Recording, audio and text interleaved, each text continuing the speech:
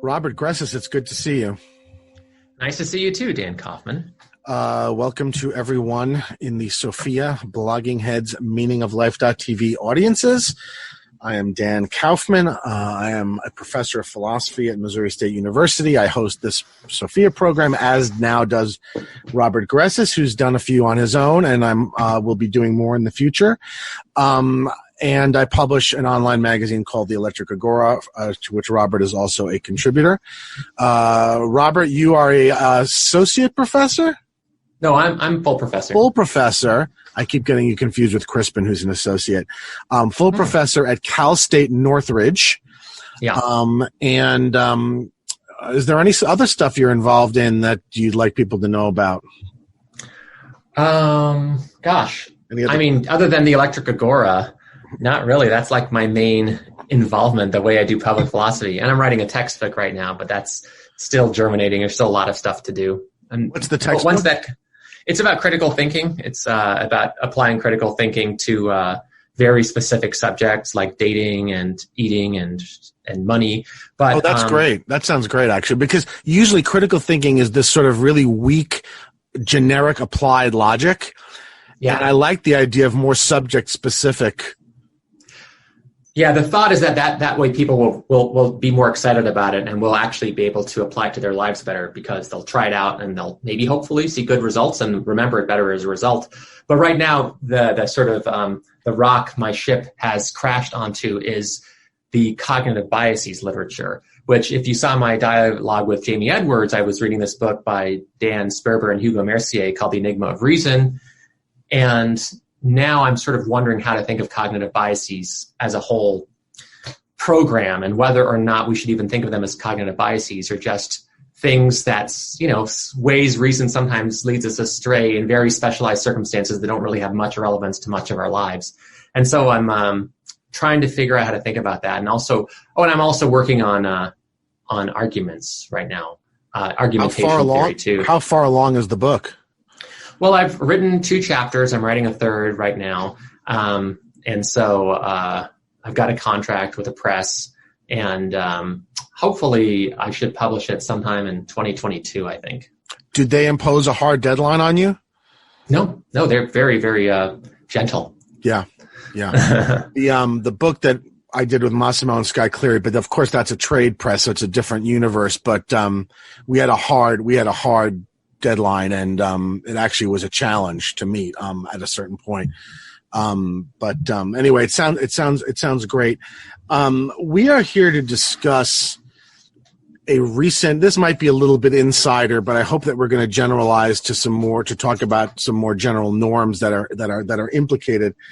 But there was a small little sort of kerfuffle in the philosophy social media verse over a book review, and then a response to the book review. So the book was by Kate Manne, who is at this point probably most well known for her book Down Girl. She has a new book called Entitled, which covers similar territory and is very much operates within what I've been sort of not what I've been prejudicially calling woke philosophy, but certainly, and she is sort of a part of a group that I've been referring to as woke philosophers and whose influence I've been bemoaning. But she, so Oliver Traldi, who is a graduate student in philosophy at Notre Dame, wrote a review of the book for Arc Digital. And my impression, and I'm going to leave it to you to describe yours, is that this was a civil, charitable, not in any way hostile review, despite the fact that it was critical. And I thought Oliver bent over backwards to sort of be nice and pleasant and civilized and fair-minded and all of that. And then immediately everybody came out of the woodwork. The wokeosphere came out of the woodwork and started attacking Traldi and attacking the review and attacking the journal, Arc Digital. Right. And I'm just going to read one excerpt from Manne's little Twitter rant about. I don't know if this appeared on Twitter or somewhere else, but this little rant that Manne wrote about it. I'm only going to read the first item. So I'm quoting Manne. I'm reluctant to give any oxygen to the silly, uncharitable, contemptuous review, but maybe it's incumbent on me to respond now that it's getting some attention, thanks largely to the dubious behavior of Arc Digital. Now, I'm going to say one more thing and I'm going to hand it over to you. The dubious behavior, so-called, is that Arc Digital, upon publishing the review, Manne immediately blocked them on Twitter. And Arc Digital then posted a screenshot of Manne's block, right? Mm-hmm. So this is apparently the unacceptable, unprofessional, however else you want to, dubious behavior of Arc Digital. So that's what we're here to talk about ostensibly, but I'm hoping that we can also broaden and generalize out more to the question of what reviews within in the scholarly frame of reference should be, what authors' responses to views should be, or attitudes to reviews should be, and just how everybody engaged in this endeavor within the scholarly framework should behave. What should the norms be about this sort of thing? But now I'm going to turn it over to you, Robert, and please let me know your feelings about this, what you thought of the review, the book. You've read some of the chapters of the book. I have not. I did read Down Girl, but I haven't read this one. Please let me hear your thoughts on it. Yeah, so I've read 3 chapters of Entitled. It's a 10-chapter book. I kind of want to say breezily written. It's that might give an impression that I don't want to give, that it's like that it's fun. I don't think she would want the reader to come away thinking the book was fun, because it goes over a lot of behavior that seems to be pretty off-putting, to put it mildly. And so, but I mean, it doesn't read like, say, a journal article. It reads much more like, to me, when I was reading it, I was thinking it read a lot more like how a journalist would write a book on a subject, right? And that's not a criticism. It just meant that it's kind of, it wasn't what I was expecting going in. And I would say, I found that Down Girl was a bit like that too. It was much more, I'd say, livelier than your typical work of analytic philosophy. It wasn't, anything like On the Plurality of Worlds or something like that, which I think is a nicely written book, of course, but that one's just, it's full of passion, I would say, in a way that On the Plurality of Worlds doesn't wear in its sleeve. And I think the issue, she said in her book that it took her about 6 years to write it. And I think as well that she found it difficult to write because she had to wade through a lot of stuff that she found very unpleasant to read. And I think, to a large extent, she was proud of the book, I'm guessing. I don't recall her saying that, but I'd be surprised if it wasn't true. And so the review I found very civil, right? The tone, I didn't see like making fun of her. I didn't see the kind of stuff you often see when people clearly dislike each other. Like in stuff that I write. Sure. For instance, your words, not mine. Which is, to be clear, not presented in a scholarly framework, right? Right. I would not do that if I was writing a review for an academic journal, right? So Arc Digital is not an academic journal, but I thought that Oliver stuck to the norms of the sort of thing you would do if you felt you needed to be professional in that way. Anyway, go on. Yeah. Yeah, and I will say it's not, and I know this is going to sound like an insult. I really don't mean it as an insult. I don't necessarily think of it as a book of academic philosophy, precisely because of how it's written and like what its goal is, which in Down Girl, she was talking about misogyny as she was basically, what that book was about was giving an analysis of misogyny, what she calls an ameliorative definition of misogyny. And we're going to get to what an ameliorative definition is later. And she says what Entitled is about sort of showing how this ameliorative understanding of misogyny works to explain specific instances of entitled behavior, where entitled behavior is behavior sort of based on this presupposition that I'm entitled to something that in fact I'm not entitled to in a particularly gendered way, right? Where men think they're entitled to things in virtue of being men that women are not entitled to, and so react with great hostility when they're not given those things, or when those things are threatened, when people threaten to take those things away from them. So it's like basically a bunch of like case studies, but I think it is not aimed primarily at academic philosophers. I do think it's kind of for the educated public, right? So I think she was trying to write it in a way that it's not like she's crossing all her T's and dotting all her I's in the way that a lot of academic philosophers normally write their work for journals, right? So she's on an academic press? And was it subjected to the academic peer review process, do we know?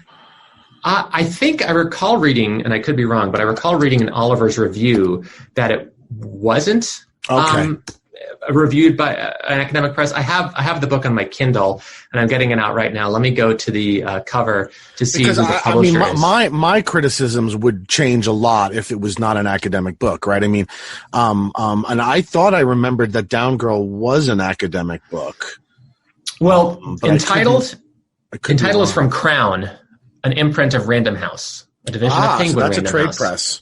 Yeah. Okay. Yeah. So I don't remember if Down Girl is trade or not. I think Down Girl's more sort of down the middle philosophy than Entitled is. But that said, Oliver's review, I found it very civil, but at the same time highly critical, right? And I've been reading the book to see if his criticisms of her seemed to me to land. Like one of the main criticism I recall reading was that she claimed that she was going to use entitled to mean one particular thing, and it turns out she ended up using it in all sorts of different ways, in ways that looked like it suited her. And she very much vehemently denied that in her Twitter response. And so far, I haven't seen these variety of ways that she's using entitled like Oliver sees. But I think the main issue for me is this. The main question I have is like, is the review a good review or not? And by that, I don't mean is it nice or civil or critical or uncritical. I mean, are its criticisms fair? Are they like ones you could reasonably endorse, or do they just totally miss the point? And so here's my question for you. Imagine, this is just, neither of us can really know until we both read the book, but imagine that we both read the book and we agree that in fact the book review really misunderstood the book and really missed the mark.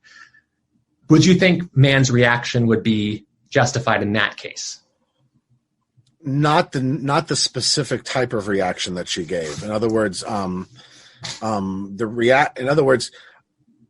think that the reaction to a bad review in the sense that you are describing should look very different from the sort of reaction that we got from Manne, and the reaction that I read out loud, right? Yeah. How should it look? Well, it should just simply involve a sort of a point by point response to where it got where the review got the book wrong. But all of this gratuitous stuff about the dubious behavior of the publication, at a certain point, I think she or someone, one of the other woke crowd referred to Traldi as a reactionary. I mean, there was all this sort of, I'm just surprised nobody said alt-right. It just fell into this very similar pattern of response to any negative criticism of something that is sort of coming from within the sort of the woke frame of reference. And I suspect that her response, it really almost didn't matter what Traldi wrote about the book so long as it was negative, right? I suspect that the reaction would have been the same. In other words, I don't see a lot of good faith in the response. Now the response is lengthy. I mean, there are points further down which are just engagements with specific parts of Traldi's review, and her claiming that he got them wrong. And I don't have any problem with that. And I'd have to read the book to decide whether I thought that Traldi was more accurate than she said or not. But the fact that the very first reply is this opening salvo to discredit the magazine, to discredit Traldi, to suggest that she shouldn't have even replied to this in the first place, but now she kind of has to because it's gaining traction. All that sort of thing just makes me very suspicious. And given Manne's track record of behavior already, and the behavior of those who are circling the wagons around her, especially Jason Stanley, who I keep finding, he's blocked me, but somehow I keep seeing him anyway, everywhere. That all to me just says, okay, this is just naked power politics. That's what this is. This has nothing to do with scholarship. This has nothing to do with the merits or lack thereof the arguments. It's just about, man is part of a woke crusade, and anybody who's a decent, civilized human being should be on board. And if you're critical of it, then you're an alt-right, racist, sexist, bad person. And the publications you publish in are dubious. And I that's how I feel about the reaction. But yes, if I was reacting in a purely in a way that if we're talking about what the norm should be, then it should simply be, if your complaint is that the review gets you wrong, then you just simply point out how it gets you wrong. Yeah, and I want to say two things, but before I say that, I want to note something, or let's post this and remember it for later. I think we should explore why. Why do we want the reactions to be in the way you articulated rather than in the way Manne articulated, right? And I have two things to say. The first thing I'll say is this.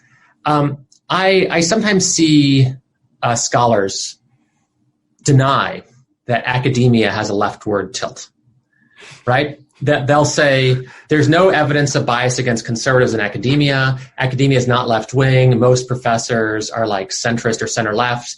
And they vote for Democrats in overwhelming numbers, but that's because the Republican Party has gone crazy. And so kind of any respectable centrist is going to be voting for the Democrats. And I confess that my initial reaction to such claims is, you got to be kidding me, right? It's one thing to say it's fine that it's left-wing, but to deny it just seems to me... Just because there's so much overwhelming survey data done by, organizations like Pew and stuff who are not... don't have a right-wing agenda to push, right? Right. And yet, this does seem to be an issue of scholarly debate, right? Some scholars are denying that, and others are asserting it. And I find myself thinking, geez, how is this an issue? How is this a debate? I can totally imagine that Manne or Stanley or whomever, Kendi, whatever, would, if you say stuff like, some people have said that the policeman who killed George Floyd, we don't know for sure that he did it because he was racist, right? Maybe he did it because he did this kind of thing all the time, and because George Floyd had so much fentanyl in his system that it ended up killing him when it normally wouldn't kill him, and so it wasn't evidence of racism, on and on. And people sometimes, when they hear that, they're like, you got to be kidding me, right? Or if you say, this is not necessarily a white supremacist country, look how well Nigerians do compared to Somalians, look how well whites of Russian ethnicity do compared to whites of French ethnicity, look how well Asians as a group do. You can't really call it white supremacist. You can just say, that certain groups do better than others, and it's really hard to figure out why. And a lot of people are going to look at that and say, you got to be kidding me. So I think to some degree, and this is just me speculating, I wouldn't be surprised if Manne and Stanley and so forth, that's their view about this, denying that America or the world is fundamentally patriarchal, such that patriarchy explains a lot of the behavior of men, is something where it's you got to be kidding me here. How can you deny that in good faith, right? And so they might, just because, I apologize for these cats, but just because there's so much, they feel like they've seen so much data to show that America is patriarchal and white supremacist and so on and so forth, that to deny it, and Charlie doesn't deny it in that book, he just raises alternative explanations about the things she sees as evidence of entitlement. But to even offer these alternative explanations, you're just trying to not face realities. I think how it feels to them. Now, I think, of course, you can feel that way and and be wrong, right? Like, not every issue is so clear cut as the left-wing tilt of academia, right? I think that's a clear-cut issue. And when it comes to stuff like police shootings and the role racism plays, from what I've seen, I'm no expert, it seems far from clear-cut. It seems really hard to figure that out. And so, but I think that's part of the reason, one place where she's coming from. The other place where she's coming from, and this I'm, again, only speculating, is she's kind of am I wrong in thinking she's kind of a minor Twitter celebrity? Like, I don't know how many followers she has, but I imagine she has a lot more than, say, I do. I mean, I'm not on Twitter. Does she have more than you do? Like, does she have thousands? Way more, I'm sure. I mean, I think I have almost around 2,000, but not that much. Less than 2,000. I'm sure she has more just because of the sort of the sensation around Down Girl alone. By the way, I did look it up. Down Girl is on Oxford University Press and has won academic awards. And so, it was presented as an academic book, and therefore, it seems to me, should be judged on the grounds of its being an academic book. On which I would, by the way, judge it extremely poorly. But the thing you said about, you got to be kidding me, there's a version of that's just an intuitive reaction, and it's sort of meaningless, right? I mean, okay, so who gives a crap that you think you got to be kidding me, right? I mean, sure. These are empirical questions, and there's either evidence or not, right? In the case of the orientation of academics, you got to be kidding me is not an intuitive reaction. The data is overwhelming. And there's multiple sources of it, right? I mean, it's not just, it's demonstrable as far as empirically things can be demonstrable. Now, with regard to race and policing, that is not the case. It is a subject of enormous controversy. Prominent black scholars, right? Not of the correct orientation for the woke, but prominent black scholars have questioned it and have said, look, once you control for economics and poverty levels, once you control for numbers of interactions with the criminal justice system, once the claim that it's sort of because of racist policing is unsustainable. Now, look, this is obviously disputable. There's probably data pointing in different directions, but it just strikes me that to sort of gather it all under the "you got to be kidding me" reaction. Well, there are self-serving bullshit "you got to be kidding me" reactions, and then there are well-grounded ones, right? And so the idea that America is systematically misogynistic. Mm-hmm. The idea that is so well demonstrated that you got to be kidding me reaction to any pushback is anything more than just self-serving, non-rigorous, non-philosophical game playing. I don't see how that's sustainable, right? I mean, Yeah, so this is one of those things what I don't like, where I actually have to know the facts, right? Where I have to know substantive facts here, because, just like to some extent, whether her reaction, the extent to which her reaction is overreaction or not, is to some degree dependent on how fairly the book review portrays the book. Similarly, the extent to which you have the "you got to be kidding me" reaction, whether that's a bullshit reaction or not, depends to a large extent on, well, what does the data say, right? And I'm guessing Kate Manne, and I'm sure lots of other scholars, have looked at a lot of this social scientific data, and it just seems like, especially if you look primarily at one side, right, it's going to seem overwhelmingly the case that the position of America being misogynistic has been established. Now, that doesn't mean it's okay as a reaction. I'm just saying I think this part helps to explain some of the perhaps overheated behavior. Look, our main purpose is not to litigate Manne's book, but I do want to ask you about this question about, because what you're essentially saying is, look, it may be that, she did, that her view is based in a sort of a substantial investigation of the empirical evidence, but the empirical evidence is mixed. So if, you come to it with a sort of you only look at this portion of it, it looks a certain way. But I'm not, is it clear to us? Is it clear to you that she's actually done any substantial exploration of the empirical evidence at all? Because I didn't get that sense from Down Girl. In Down Girl, there's this enormous amount of weight placed on this concept of himpathy, right?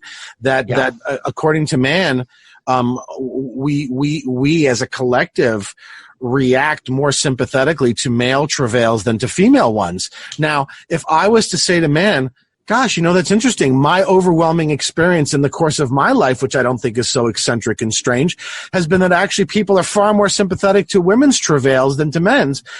Does she actually have data to prove me wrong? I don't think so, because I didn't see any data to back up the himpathy assertion to begin with. I mean, she definitely has a few studies she points to, but, how extensive the research has been, I really don't know. I mean, and also I don't know what it even takes to qualify as having done extensive research. But yeah, I mean, it might not even be extensive research. It might be all the people you talk to, right? Like, she's at a great university, Cornell, right? She probably talks to a lot of, not just philosophers, but social scientists. She's, like I said, at least a minor celebrity. She goes on lots of shows. She probably has lots of invitations. She talks to a lot of the who, and so she might get a picture. But I agree with you. We shouldn't make this too man-centric. And so we should talk about, like, some of the ethics of book reviews. And also, what the other thing I want to talk about, besides the "you've got to be kidding me" stuff, is what it's like to be a Twitter celebrity, right? How often, like, to what extent does Twitter encourage this kind of behavior? Like, if to react very sort of genteelly to this, does that disappoint your followers? Does it encourage people to go at you even harder, right? Does it incite people? Like Oliver Treldy did not react very heatedly to her reaction, right? He's like, I'm that's too bad that she didn't like my review. I always considered it a failure when he actually took the onus on himself. He was incredibly generous. Right. And do you think that was a good reaction? I also perceive that he was scared. And this is the last thing I promised that I'm going to say specifically about Manne, but this is really about her reaction. Yeah.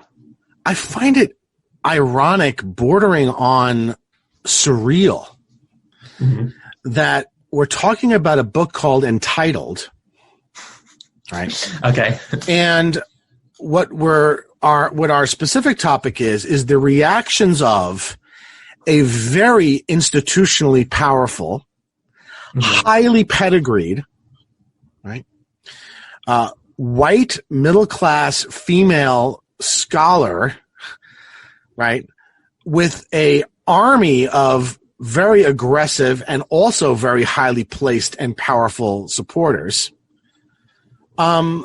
expressing resentment and hostility towards a review written by a graduate student. Right. Yeah. Let's put it this way. She and her gang could ruin him professionally. He can do nothing to her. Right. So I want to know who's entitled, Kate? Entitled. Who's behaving like they're entitled? Right. It just makes me, if I'm speaking honestly, it makes me sick, to be honest, for how dishonest it is. And the fact that it's in this academic architecture, it makes me even sicker, because it makes it even more dishonest. And so, I actually have a hard time. I've actually committed myself with all this stuff about wokeism that I will only write non-academic kind of humorous pieces, because the actors and their behavior make me so sick. I don't feel like I can be objective about it. I view this as about the worst behavior that someone who's supposed to be a professional scholar could engage in. Yeah. And I just find it unbelievable, to the point of nausea, that someone could build a career about complaining about other people's entitlement. Yeah. And then go after a young, harmless, and weak graduate student like this. That's the last thing I'm going to say about this. But I do find the whole thing incredibly ironic. Well, this actually is a good segue to the stuff about Twitter, because I think one of the feelings it gives you is that, like, there are teams, right? There are sides. There are like bands of roving warriors. Admittedly, they're just online, but that like she's one of the leaders of her, at least on her philosophy team, right? And so I'm guessing that she would think that philosophy as a discipline has a long, long way to go, right? And that although Oliver Traldi is just a graduate student, at the same time, he represents forces that are much more powerful and certainly much more powerful than her force. And so maybe, and this is just me trying to figure out a way to defend the reaction, because I agree the fact that he's a graduate student. I mean, she hasn't tried to ruin him so far as I know. No. So, I mean, just that online brouhaha could have by itself ruined him if enough of it had gotten to the academic administration of his institution, right? I mean, that's the game we're in now, right? Yeah, but I mean, I do think that there's also, I think that So there's maybe a way to make it so that it's not like attacking somebody a lot less or powerful than you, though it's, I think, I admit, a reach. But I think the other thing is that there's just so much within the Twitterverse that incentivizes this kind of behavior, right? I think absolutely. So many more eyes are drawn to it. So many more, Yas Queens are like given to you if you like are aggressive than if you are just, like I said, very genteel and calm and like, well, I disagree with that. I don't think these criticisms land. I really don't feel like I should respond because, so much of it is missed. But if people want me to here, I will. You could do that, but it's not going to get as much of a like, cue the gif of the person eating the popcorn, right? Watching the fireworks. Yeah.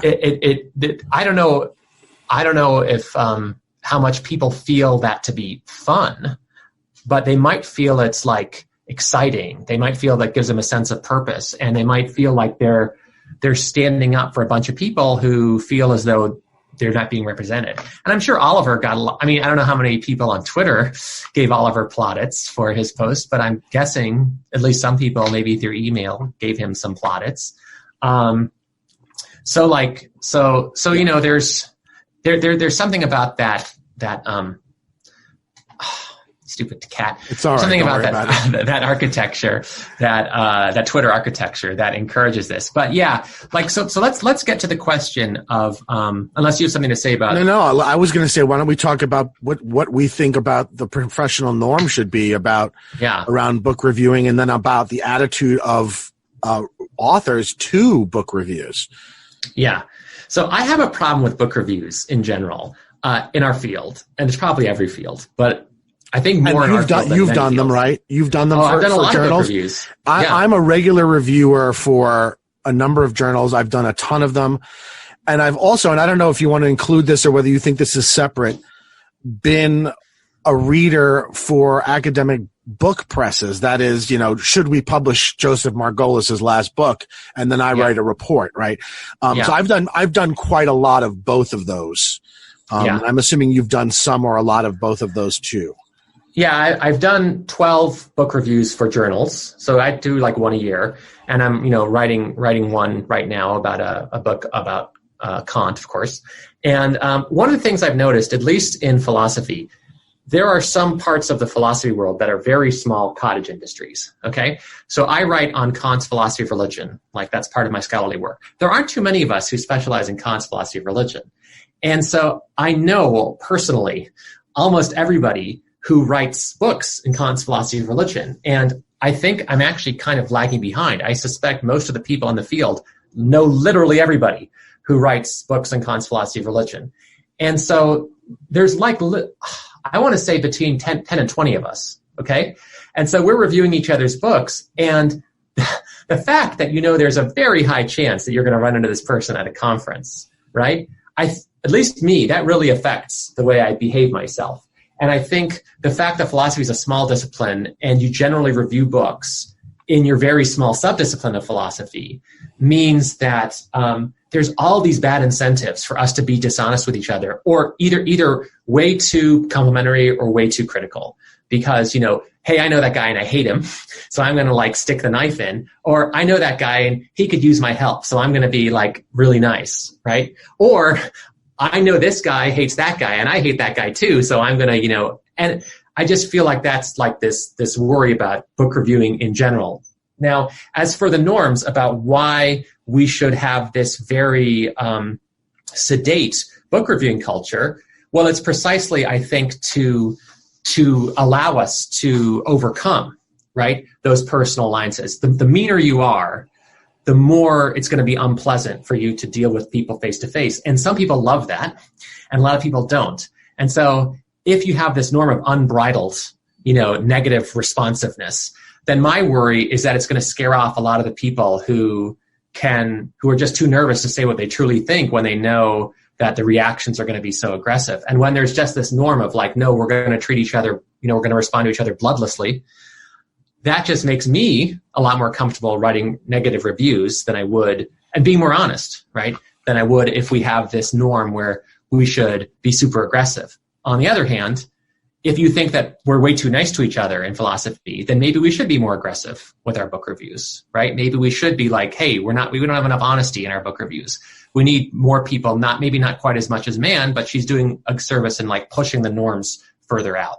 So that's sort of my opening spiel on. So is it your view? It sounds to me like, because of what you're talking about, like whatever the norms should be, is driven a lot from the social dimension of philosophy as a discipline. And whereas I was thinking more along the lines of that the norms should be dictated by the actual internal nature of the inquiry and what the discipline is, right? In other words, it seems to me that the norms should be driven for reviewing should be driven entirely by what philosophy is supposed to be about, right? And what's philosophy supposed to be about in your view? Well, like the truth, or I mean, that's a big question, but I just mean... No. It's fair enough. But I mean, and maybe this brings us to this point about ameliorative, right? I guess I don't think there should be any ameliorative philosophy.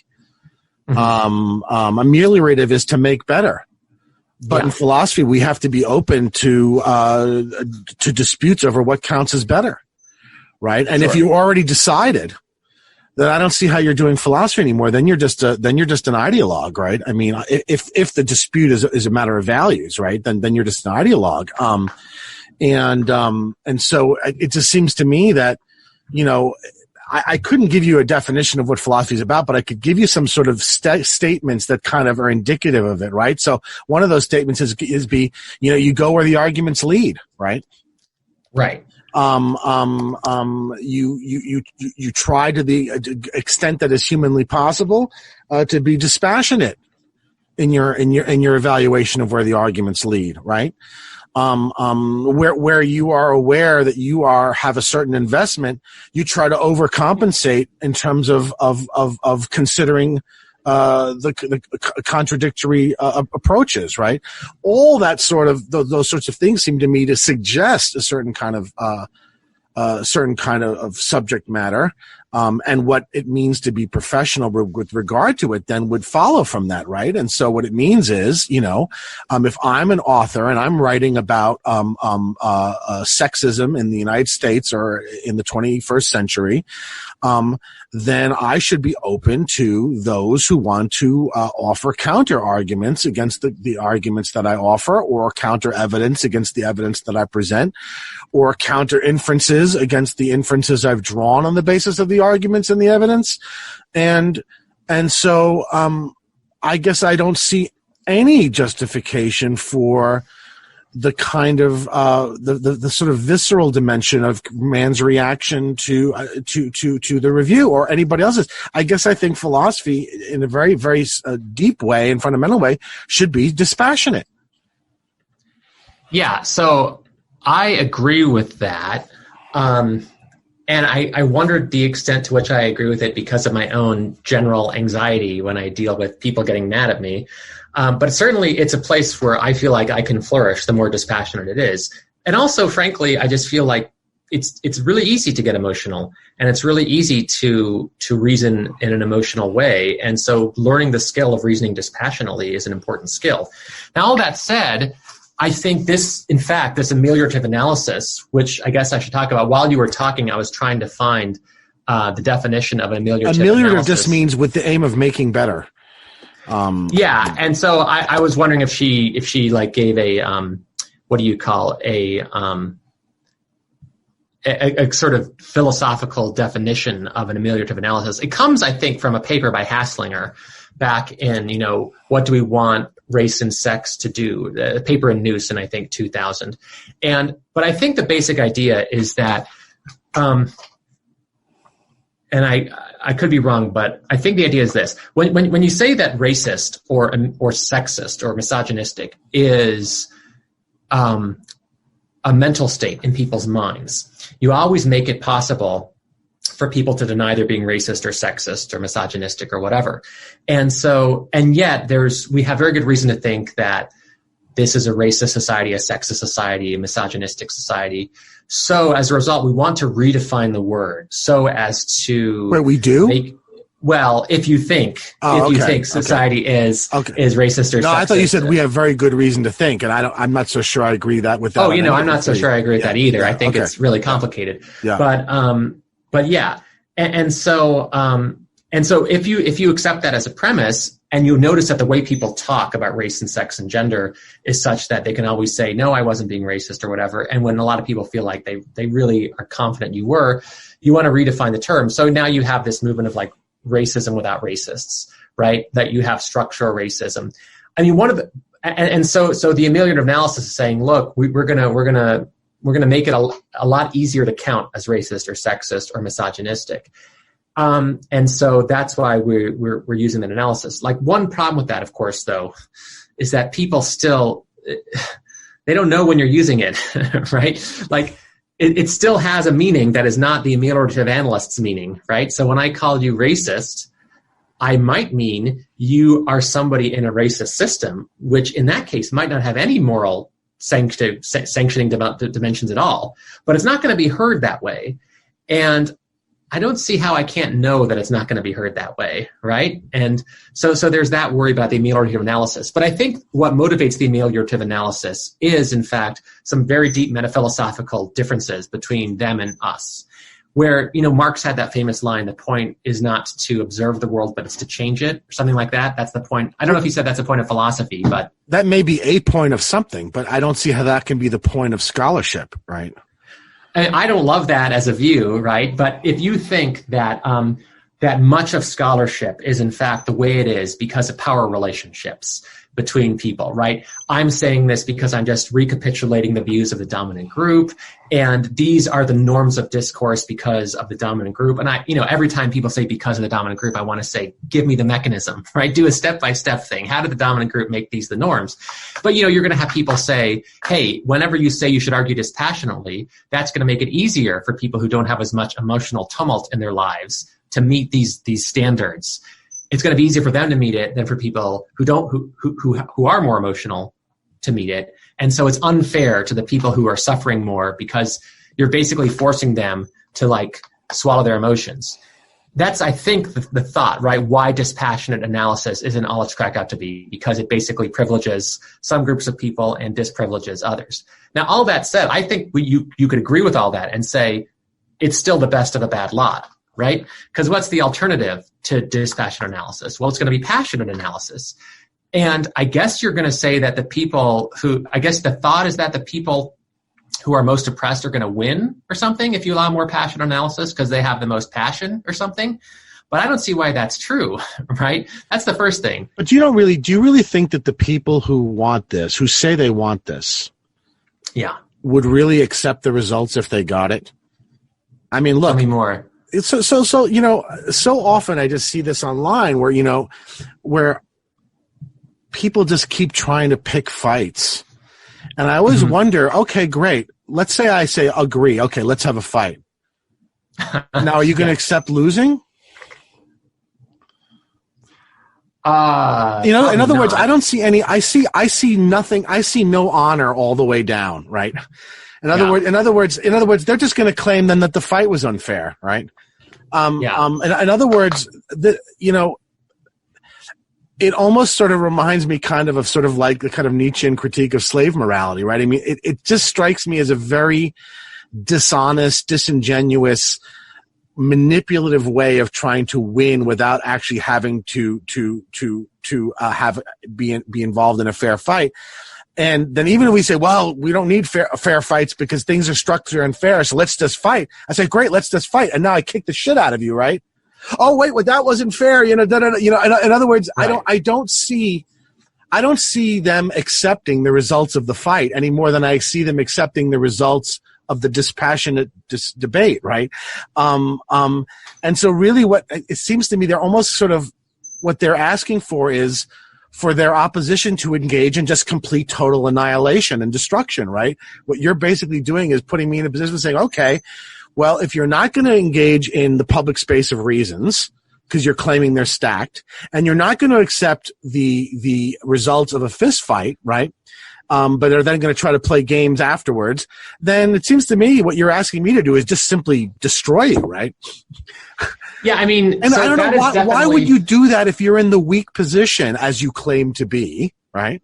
Right. It seems to me that they know they're not in the weak position. Kate Manne is not in the weak position. She's in the dominant position. She represents the dominant attitudes and dominant class currently in the academy, right? Yeah. So the whole thing is disingenuous from the top to the bottom, right? It's not like if we said, okay, let's just have a fist fight, let's just have a knife fight, then she would accept it if she lost, right? Yeah. So first of all, I'm not disagreeing with you, and I probably just agree with you. But to some extent, this is another way of trying to get at it. So there's this there's the possibility that if you try to be altruistic, you'll make things worse than if you try to be egoistic. It can sometimes happen that if you try to help others all the time, you're just going to burn out, you're not going to do a good job, etc. And so I could imagine reasoning like this. I'm pissed off. A lot of bad things have happened to me. I think those bad things are unfair. So I just want to rage. And I think it's also unfair for people to rage back at me. Because it's sort of like this. Imagine that like you've done all sorts of terrible things to me. And then I get back and I do one terrible thing to you. And I only do it because you've done these terrible things to me. And then you get mad at me for having the temerity to do something rotten to you. That makes it even worse, right? Because like here you are doing all these terrible things. And now when I'm just responding, you're like, that's not fair. Right. And I think that's how they see it. Right. And so like, just be angry, just be like aggressive. The system's always rigged against you. If you win, that's because you were doing the right thing. If you lost, that's because it was rigged. Right. I don't know if this is a way to make people feel happier, but like at the same time, it's the sort of thing where it's like, look, my cause is just. So anger for me, but not for thee, because thy cause is not just. And like I think an analogy that like I think really helps, like if you say there's no principles, well, actually I know you're not a big fan of principles, but if there's no honor all the way down, as you said, that could be, yeah, I mean, the rules are they're not the same. Like, I'm 6'2". My wife is 5'5". She like when it's time to reach for things, she asks me to reach, right? And I don't say to her, well, I reached last time, so you reach this time, right? Because like, I'm better at it than she is. And so that's differential, but it's still fair. And I think the thought with them is it's the same thing. Like in a society that's stacked against us, it's fair for us to be angry, but it's not fair for you to be angry back. So just like be decent, have principles, and realize that your principles mean I can be angry and you are not allowed to be angry. But surely in philosophy, yeah, the question of whether you're in the position you claim to be is open to criticism, right? I mean, yeah. Otherwise, in other words, what it sounds to me like you're describing isn't really what should be scholarly norms for the scholarly profession practice of philosophy, but rather the impossibility of it, right? I mean, it sounds to me like what you're saying is that, well, we can't actually have philosophical disputes about what counts as justice, or what counts as being wronged, or how you know when somebody's been wronged, or, I mean, all of this just sounds to me like a declaration that norms of professional philosophical reviewing, writing, etc., not that they should be other than that they are, but that there shouldn't be any at all, because you can't do philosophy, is what it sounds like you're saying. Now, maybe that's true, but then then I even have less reason to listen to Kate Manne, right? I mean, I thought I was supposed to be listening to her because she's a scholar at one of the top universities, publishing books on one of the top academic presses. But if now you tell me, well, we really can't just really have any philosophical disputes about any of these things, and we can't philosophically interrogate any of these things because it's all just about power imbalances, then fine. Why on earth would I read the book then, right? I mean, why on earth would I even want to write a review about the book? Why on earth, I'll just meet Kate Manne at the ballot box and see who wins, right? You know what I'm saying? So, that doesn't sound plausible to me. But I maybe I made a false dichotomy, or maybe you did. But I think what they would say is, at least, so I know Hasslinger says, like, she thinks she's a moral realist of some sort. She thinks, like, in the struggle for justice, right, it can't just be who's got the most power. Like the people who say there's too much oppression in society are not saying that just because it's oppression of their group, and that if they got in charge, then it's okay for them to oppress other groups. That's not what they're saying. What they're saying is that oppression is a bad thing. We have to end it. And you have to truly believe it's a bad thing. And she says, look, I'm not going to get into the metaphysics of moral realism, but she says on some level, you have to think you're right and the others are wrong. And it's not just power and opinion. But in philosophy, that's disputable, right? In philosophy, whether a claim of oppression is credible or not is disputable, right? Yeah, it should be disputable. And I think what they might say is this. So let me try to precify the view, or at least make it look nicer. Power relations often affect the way we think. Not always. It's very hard to get to the truth, but we can do it. And we found it, in fact, to some degree with like some issues. And now that we've found it, we have to use that to like further push back the effect of power relations on people. And I think that they have to think that that the people who are the oppressors must know in their heart that what they're doing is wrong, or at least many of them do, or many of them can be brought to see it, or something like that. And so maybe that's the reason to reason, right? But you have to realize that there's going to be all this self-interest all the time. Here's the question. But surely the dispute, surely the question of, let's say, even accept what you just said about power and oppression. Yeah. But again, in philosophy, claims to those things have to be disputable, aren't they? I mean, I would dispute that Oliver Traldi has power over Kate Manne. Indeed, I would argue that Kate Manne has power over Oliver Traldi, and that it's bloody obvious, and I could give you 15 reasons why, right? Yeah. Now, if that's not possible in philosophy, then I would argue philosophy is not possible, right? Then what you're really asking for is just warfare. Now, I'm happy to engage in warfare, but are you ready to lose the war? Right? No. I don't think they are, right? So I guess I don't think that what's being asked for is kind of clean and kosher. I think what's being asked for itself is very cynical and disingenuous, right? Yeah, I mean, probably, but at the same time, I think it's not that whoever has the most power should win. It's rather that, it's like my analogy about the height thing. Here's a different analogy. Some people just might be more naturally patient than others, right? So like when a very patient person like seems to overreact to something, that's a worse transgression than when a very impatient person seems to overreact to something. Because and here's my way of putting it, it's harder to be patient if you're an impatient person. So if you succeed in being patient, more praise to you. It's easier to be patient if you're a patient person. So if you don't succeed in being patient, more blame to you. And so I guess the thought is that now that might look really unfair because I'm holding the patient person and the impatient person to two different standards, right? I'm being a lot more indulgent of the impatient person and a lot more demanding of the patient person. But maybe that's the way they would go about trying to justify it. Look, if you have everything handed to you on a silver platter, then you should expect, we should expect you to be more cordial, more genteel, more friendly, more civil. If your life has been a constant struggle with people constantly trying to take advantage of you, constantly sexually harassing you, that kind of stuff, then we should be more indulgent to you because it's harder for you to be patient. And I realize that is basically saying that we can't hold them to the same standards. We have to hold them to lower standards. And I'm not sure if people are going to want to accept that. But that's me trying to put a face on that. Do you think, though, that there could be a possible professional norm within philosophy, and philosophy still being philosophy, under which claims of privilege cannot be contested, criticisms of people operating from the allegedly oppressed side cannot be published, or should be responded to through invective, hostility, and perhaps threats of professional harm?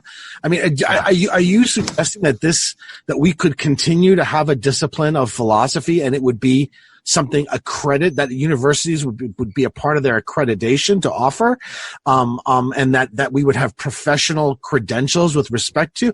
I just don't think that's possible. Do you think it is? No, not for long. I think what happens is that once you set up that set of differential norms, right, it's so hard to tell how oppressed somebody is as an individual, right? You might say that black people as a class are more oppressed than white people as a class.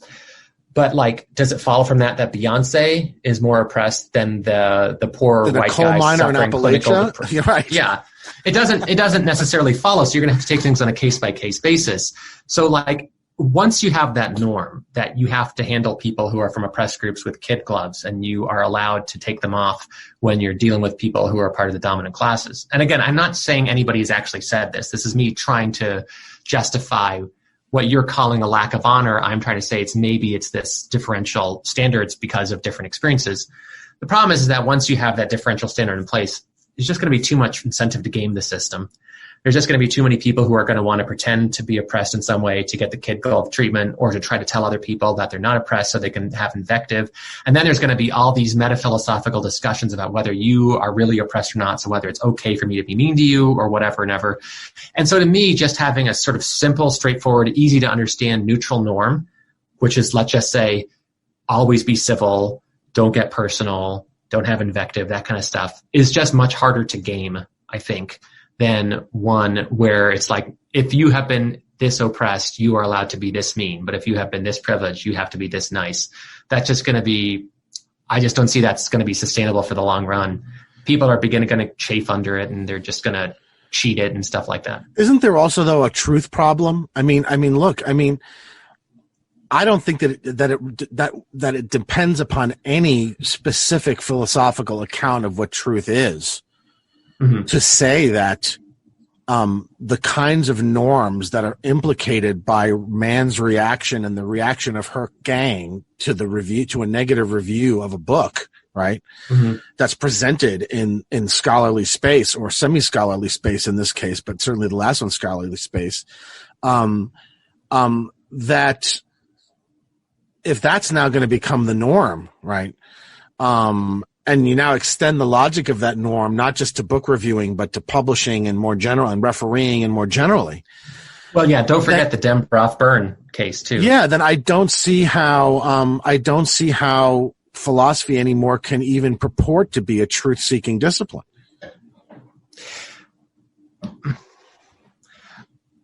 So hold on a second. Let me just see if I understand you correctly. Imagine that, when you get criticized. Because it could be, the reason I'm saying this is because even if you accepted all the claims about privilege and their various valences, privileged people sometimes say true things, and unprivileged people say false things, right? So that that's not going to be, right, a reliable indicator of what's true and what's false, right? And so I assume that one of the reasons why anybody is willing to entertain the idea that philosophy should be an academic discipline and should be included when considering whether to accredit institutions and so on and so forth is that it's a truth-seeking discipline. right? Not that it's not that it's the arm of a political party, right? It's the ideological wing of a political party, but it's supposed to be a truth-seeking discipline. Now, how can that be if these sorts of norms that are being suggested by this sort of behavior are now actually become the disciplinary norms? So let me just make sure I understand you correctly. Is the thought this? Once it becomes accepted that it's okay to respond to criticism in a very aggressive fashion, then what's going to happen is that people are basically just not going to engage each other. You're just going to have one camp over here doing their own thing, making fun of this other camp over here doing their own thing. They're not going to engage, and then there's not going to be any collaboration. And that's a social problem, which I do think is one of the problems. But no, I'm actually going more abstract than that. What I'm saying is, to claim that a discipline, credibly claim that a discipline has as part of its aim truth-seeking, depends upon it's not adopting these sort of let's call them sort of standpointy norms, right? Because for the reason that I just said, oppressed people say false things and privileged people say true things, right? Whether a moral philosophy issues judgments that are warranted, or whether a political philosophy that advocates for a certain political system has good arguments, ultimately is going to have to be adjudicated by some appeal, dispassionate, to arguments and evidence, right? And yeah, so I don't see how, and so the norm, in other words, the problem with the Manne reaction, it's not this that nobody's going to want to bother to review her books. It's that how would I have any confidence that Manne has done anything remotely connected to pursuing what's true or what's false, right? When she doesn't even think that criticism of her thesis and her investigations is legitimate, because the investigations and theses of oppressed peoples must always be accepted, right? I don't see how you get, in other words, she doesn't think that she demands interrogation, that her work demands interrogation. Now that can't be a norm in a discipline that claims to be truth-seeking, can it? Yeah, okay, so let me think about it like this then. You're saying, I think, two things. The first thing is that if you say, here are our presuppositions, it's off limit to question them, and now we're just going to run with them and see what we find. That's not truth-seeking, because what if the presuppositions are wrong, right? And if you're not allowed to challenge them, then it's really more, it's like the Soviet Union or something like that. You know, we assume Marxism and then move on from there. And I don't know what great social science the Soviet Union produced, or what great, I mean, there's some good humanistic work, right? Some dissidents were actually pretty good. But besides Vygotsky, I don't really know great Soviet social scientists. It's not an accident, I would suggest, that their main accomplishments scientifically are in the hard sciences, where the ideology doesn't make any difference, right? I mean, if the spaceship crashes, it crashes, right? Yeah. So, but then there's the other thing, which there's is no that, Soviet chemistry, right? I mean, well, there was Soviet biology, of course, Lysenkoism, but that didn't go very far.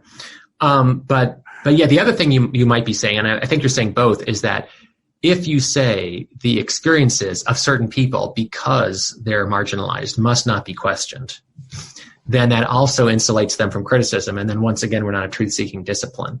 And I think the more fundamental thing is the presuppositions not being questioned, because presumably the idea that the experiences of oppressed peoples aren't to be questioned comes from one of those presuppositions.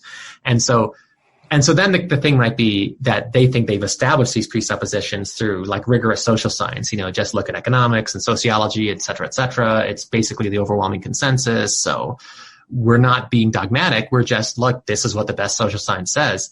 Now about that, I used to be super big fan of social science. I've become less and less of a fan of social science. I think it's suggestive, but it's just so hard to establish anything conclusively in social science.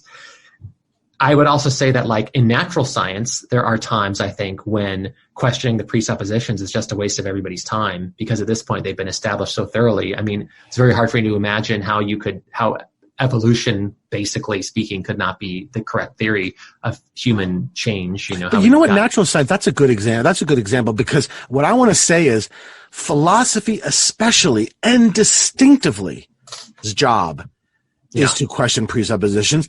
Hence, things like the philosophy of science, right? I mean, what constitutes evidence, right? What is the actual logic of explanations, right?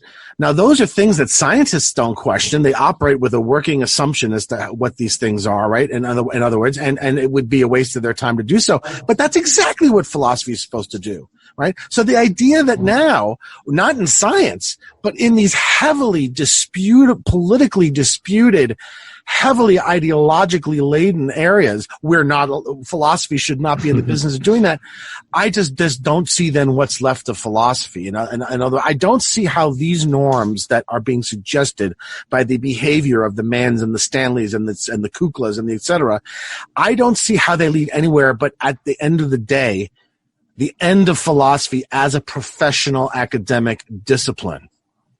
So let me respond to this in one way. Yes. You said what philosophy does is question presuppositions. Now, one of the things you could question is whether or not philosophy should question presuppositions, right? That's our presupposition as philosophers, but I'm willing to question it, right? So give me your argument, I would say, that philosophy shouldn't question presuppositions, right? It better be a pretty good one, right?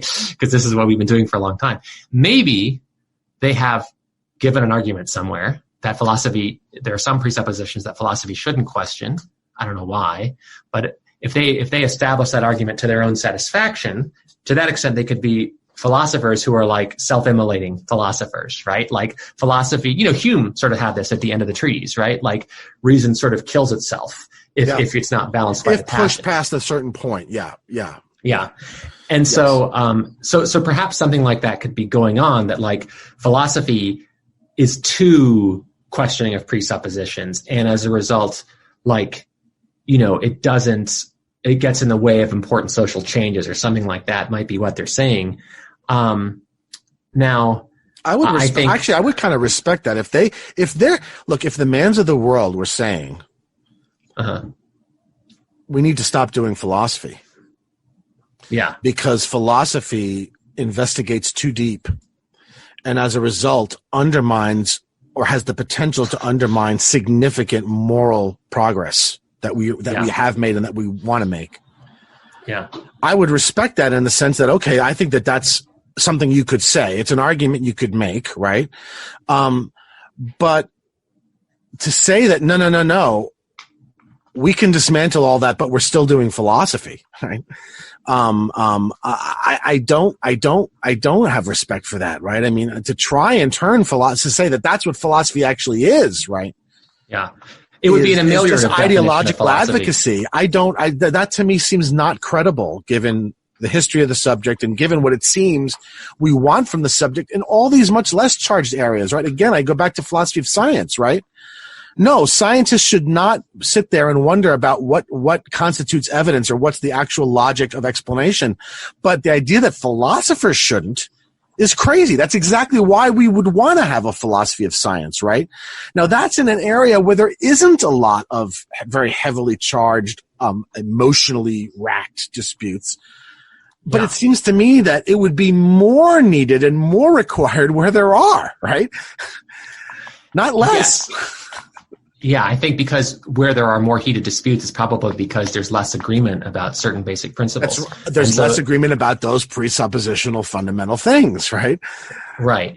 And so what's funny is that when you said you'd have more respect for them if they gave that argument, it's been ages since I've read this book, but if I'm not mistaken, that was the argument of The Closing of the American Mind, that Bloom was a Straussian. Alan Bloom, who wrote that book, was a Straussian, and he thought that basically Nietzsche was the guy who went too far. Yeah. Right? He pulled the rug out from everything. And once you sure, he's right. But if you say he's right, then nothing is sustainable anymore. And so you have to just say, no, this far, but no further. Right? And so I could see maybe that would be a way of making this whole view work. Look, it's not philosophical. According to the standard sense, because philosophy, according to the standard sense, taken too far, ends up stripping, disenchanting the world. And so what we have to do is re-enchant the world by saying it's off limits to question these basic presuppositions. The problem with this, of course, is that so few people hold these presuppositions that they're saying are unquestionable, which makes it a very sort of intellectual vanguard-y kind of thing, which is sort of like, and also, and frankly, I'm not sure I think Bloom is right either. And so there's another thing. I do think we can question all our presuppositions and that we might be able to get pretty far in responding to some of those challenges. But anyway, it would be funny if Kukla and Bloom meet at the same spot on top of the mountain. Yeah, I guess what I would say is that, look, part of when I say that, I would actually have more respect if that's the argument that was being made. What I would also say is that if that's the argument that's being made, then what we're arguing about now shifts to a different level, right? Now, if that's your claim, right, then now it's incumbent upon me to explain why I think that nonetheless it's important that we retain this as a professional academic truth-seeking discipline within the institution of the academy, right?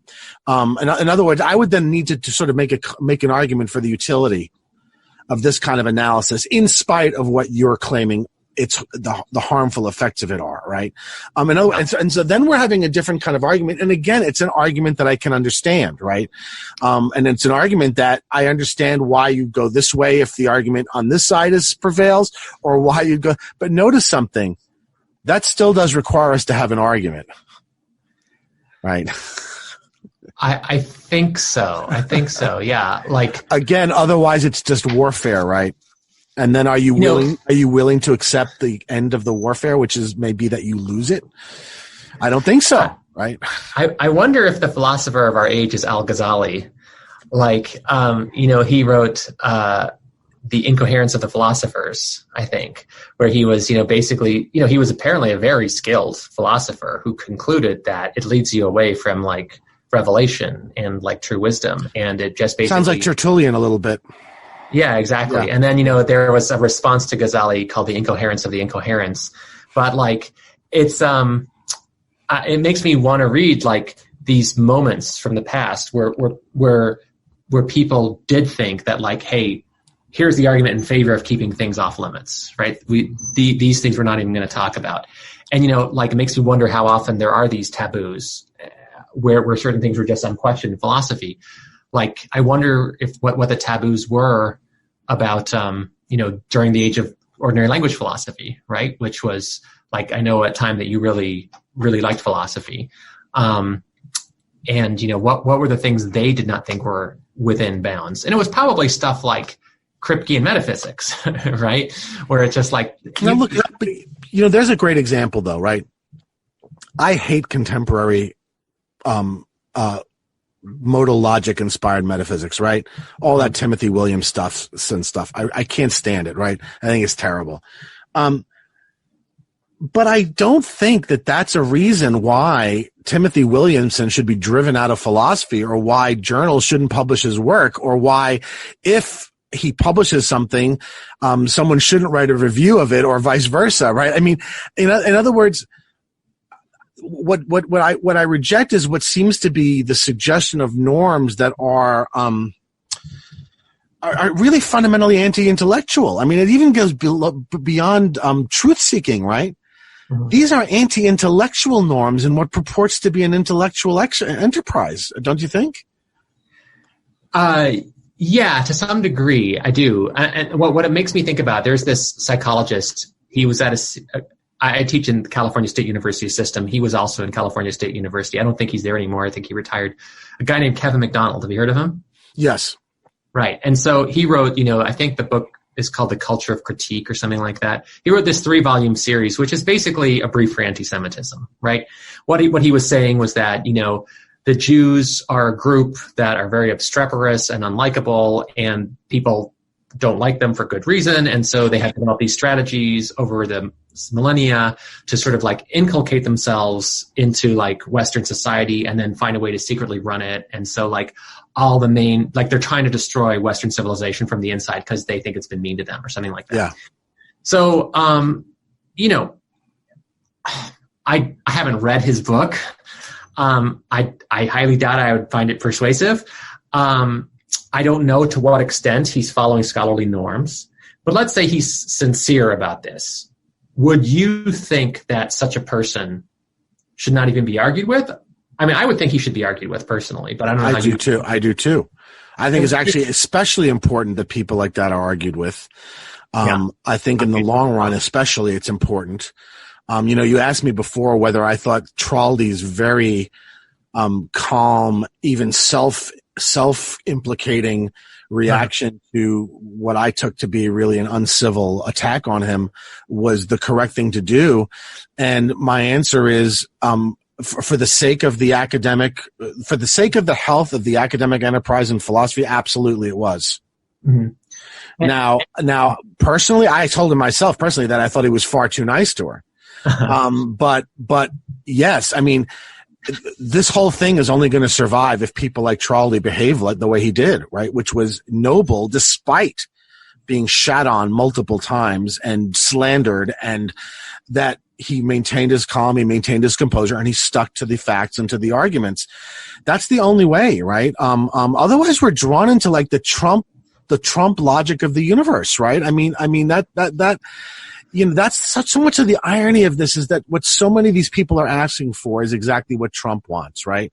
And what I just don't understand is why they're so sure they're going to win it, right? That's what really puzzles me. I mean,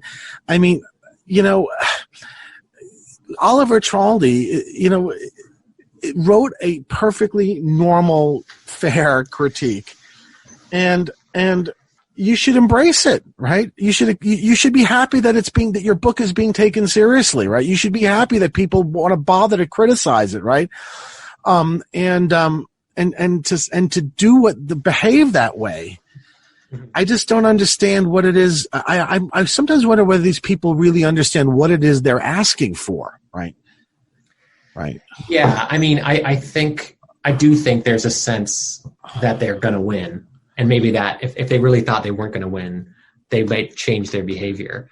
But the arc of history bends towards progress, I believe somebody said. So how can they not win? History is going to make them win.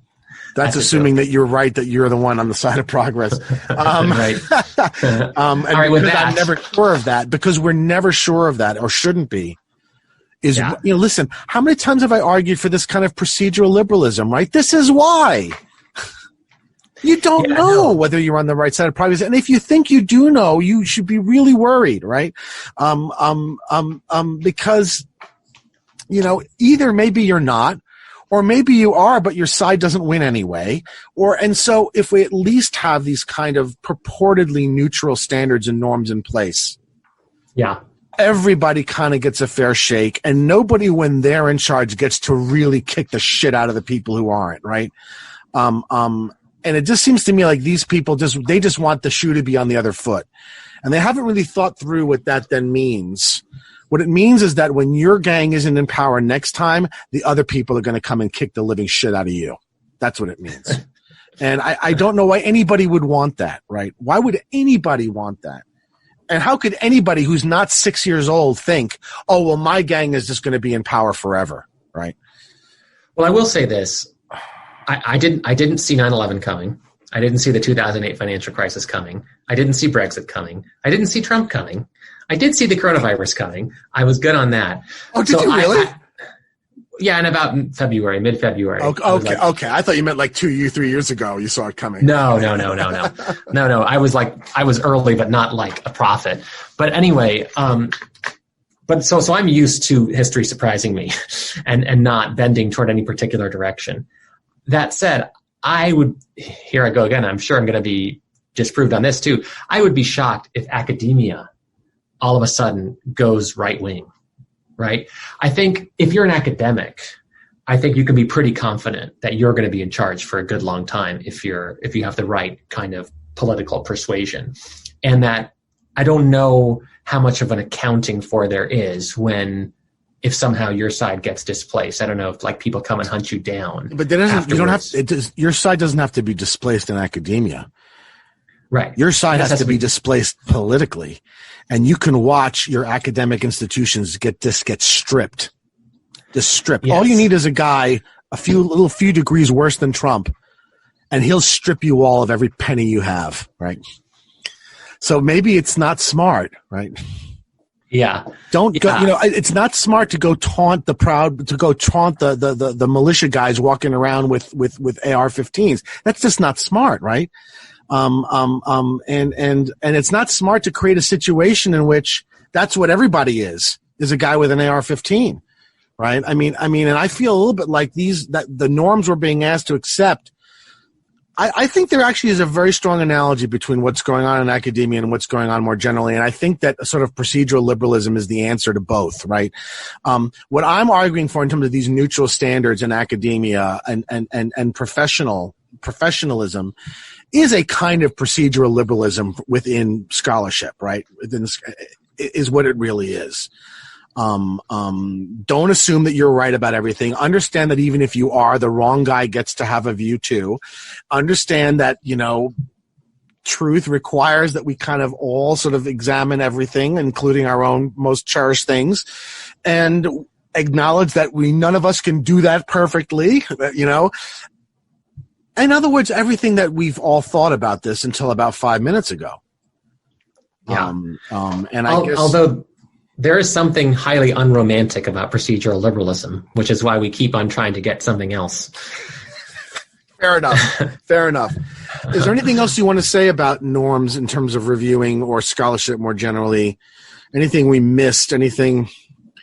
No, this has already gone about an hour and a half, so I think there's a good stopping point. Yeah. Well, Robert, thank you very much. And of course, we're going to link to all the relevant things so people can see them for themselves.